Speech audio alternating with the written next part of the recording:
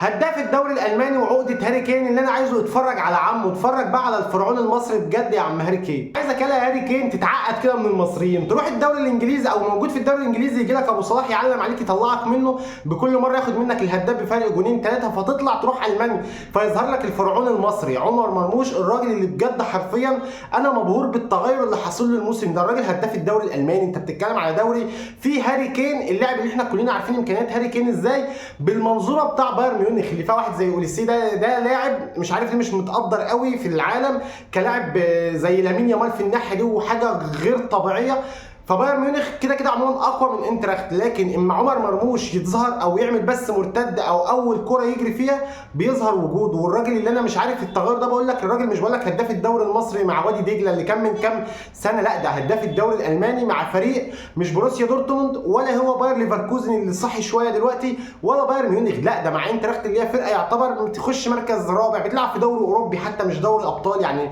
ما تاهلتش حتى لدوري الابطال. فلما يجي لاعب بالقوه دي، فانا بقول لك عمر مرموش تاثيره دلوقتي يمكن واحد من افضل اللعيبه الافارقه ان ما كانش افضلهم، مع محاذاه كده بصلاح الفورمه اللي هو عاملها السنه دي، رغم ان صلاح ممكن تحسب له شويه انه بيلعب في ليفربول، فانت بتتخيل في ليفل عالي صلاح الدنيا قايمه عليه هناك ان هو اللي بيقاوم كل ليفربول، لكن برده مهما كان ليفربول مع مدرب غير مع لعيبه غير مع مستوى غير. فلما يجي لك عمر مرموش بالفريق اللي معاه ده قصاد الضغط الغير طبيعي مع بايرن ميونخ، سيبك ان هم خسروا 1-0 من استون فيلا، لا هم فريق قوي بايرن ميونخ مع كومباني لسه رايحين 9 في بتاع دوري ابطال وعادي يعني مش واقع ماتش يبقى هم وحشين. فيجي عمر مرموش ويعرف يسجل جون، فانا اتمنى ان اللاعب ده يكمل ويا رب الاصابات تبعد عنه، وهيبقى عندنا واحد مش هقول لك هيعدي صلاح، ان شاء الله يعرف يعدي صلاح نفسه، هو نفسه حد يعديه. فلما الراجل ده موسم كمان زي اللي هو ده وهيخلصه، هتلاقيه دوري انجليزي على طول بيلعب في اكبر الانديه ان ما كانش اصلا برشلونه او ريال مدريد.